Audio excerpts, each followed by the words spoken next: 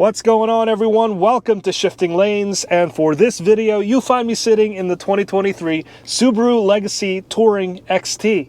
This tester that Subaru has loaned me for the week is painted in the cosmic blue pearl paint with the Java brown Napa leather interior, and with delivery this thing costs $38,715. This one comes with a 2.4 liter turbocharged 4-cylinder engine making 260 horsepower and 277 pound-feet of torque. It has a continuously variable transmission and also Subaru's symmetrical all-wheel drive system. And in this video I want to give you my likes and dislikes about this fun-to-drive midsize sedan from Subaru, and I also want to give you my personal rating on its exterior, interior, the tech, power, and driving experience so that you have a better idea before you buy. And at the very end of the video, I'll give you my overall rating of this car. So if you want to jump to any of those sections, check out the chapters in this video.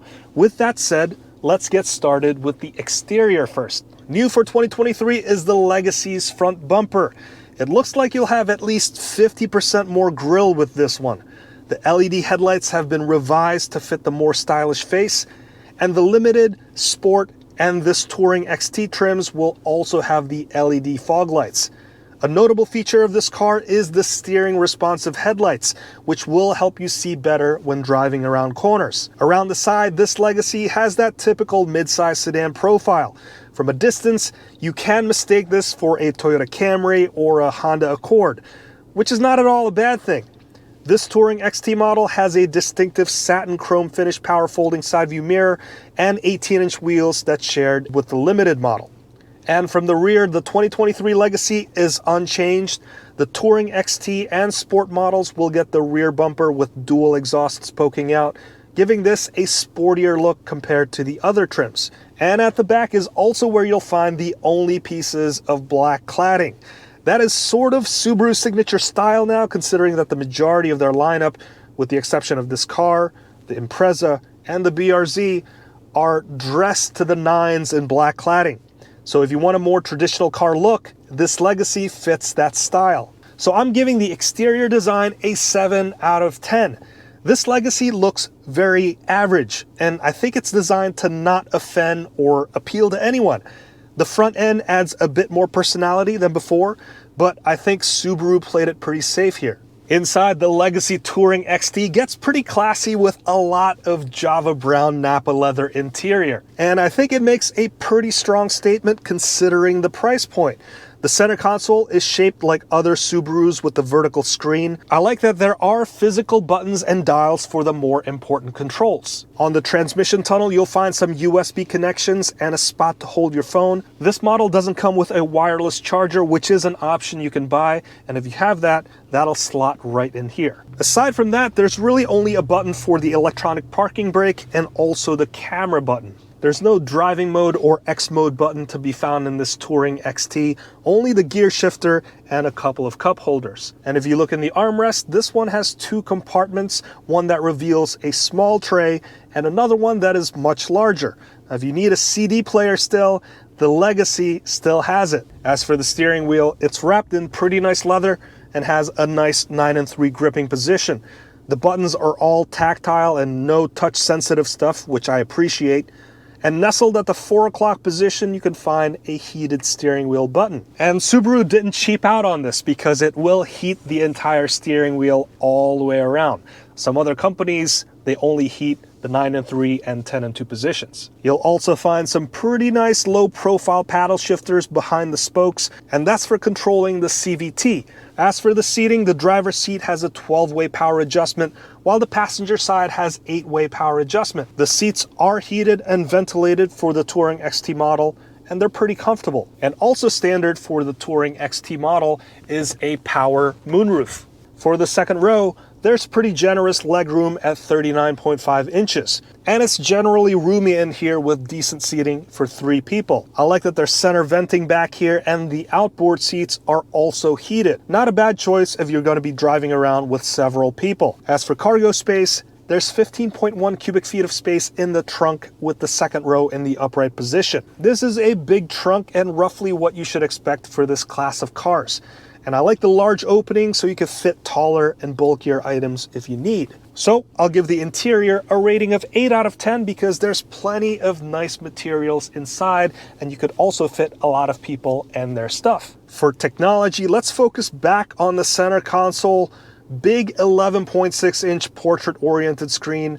This dominates the dash and integrates all of the HVAC controls like your fan speed and heated and ventilated seat controls. I love that this unit comes with wireless Apple CarPlay and wireless Android Auto, and this also has built-in navigation. Now there's 3 things I don't like about this infotainment system.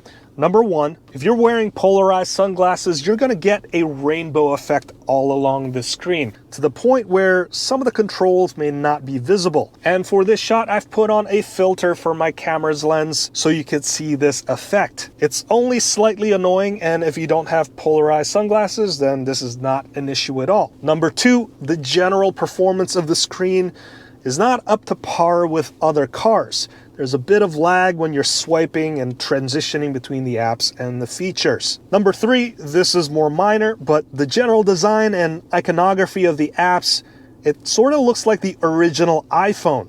It's a bit old, and it makes the whole presentation not as sexy as other cars. Now moving on to the instrument cluster, you'll find traditional physical gauges with a smaller digital display. Some other car companies have started implementing fully digital instrument clusters, at least for their top trims, and I think it's about time that Subaru did the same thing here. In terms of safety tech, this has Subaru's EyeSight driver assist technology, so it comes with pre-collision and avoidance systems, adaptive cruise control, and lane centering features.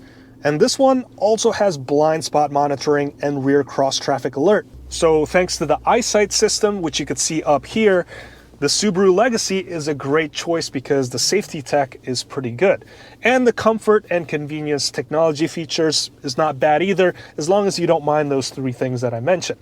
And because of that, I'll give the tech a rating of 8 out of 10. I'll even bump it up to an 8.5 out of 10 because for you people out there that still need a CD player, this thing is becoming more and more rare. Now let's talk about power.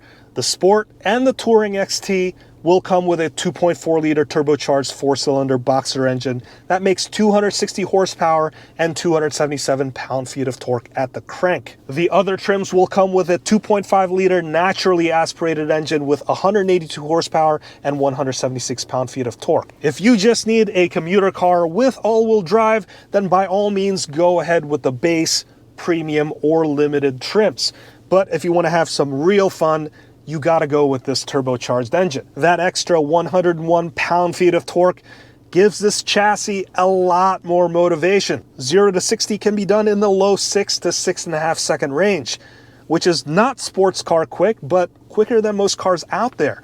And the punch from this turbo gives this otherwise boring looking sedan a bit more character and attitude. Fuel economy wise, the turboed model will get 23 city, 31 highway, and 26 miles per gallon combined, while the naturally aspirated version will do 4 miles per gallon better. So I'll give the power a rating of 8 out of 10 because this turbocharged engine is the reason why I would buy this car.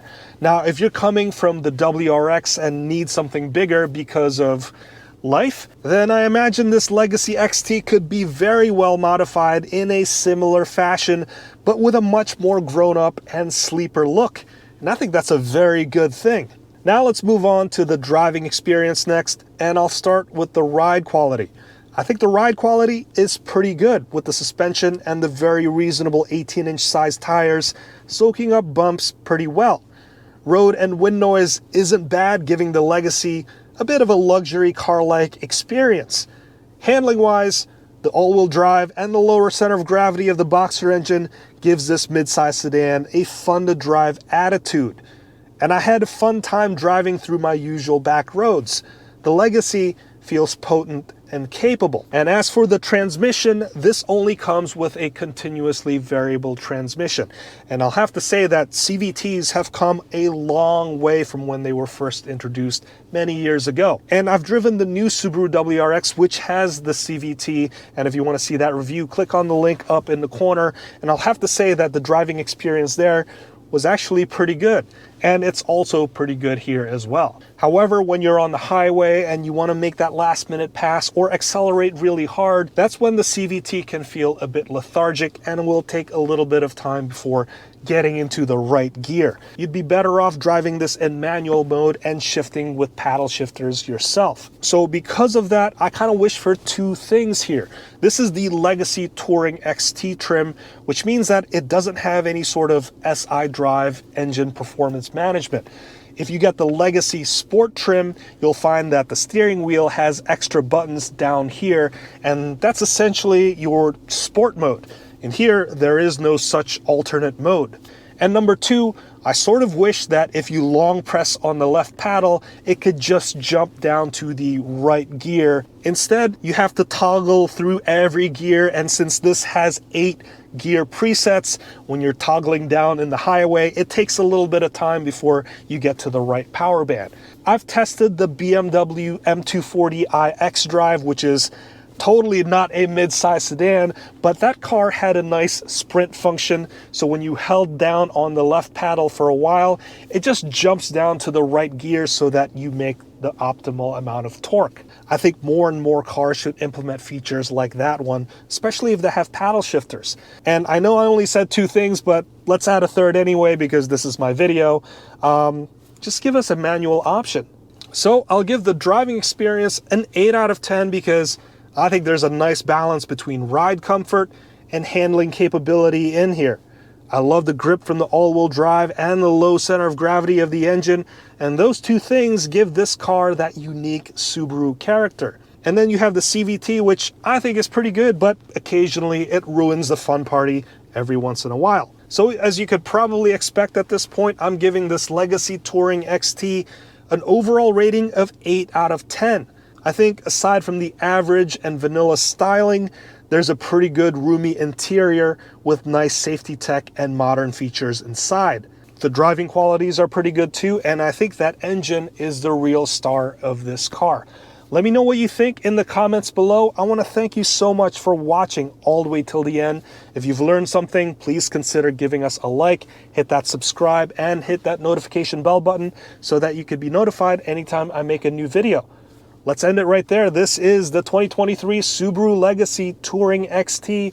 My name's Hanson, and I'll see you in the next one.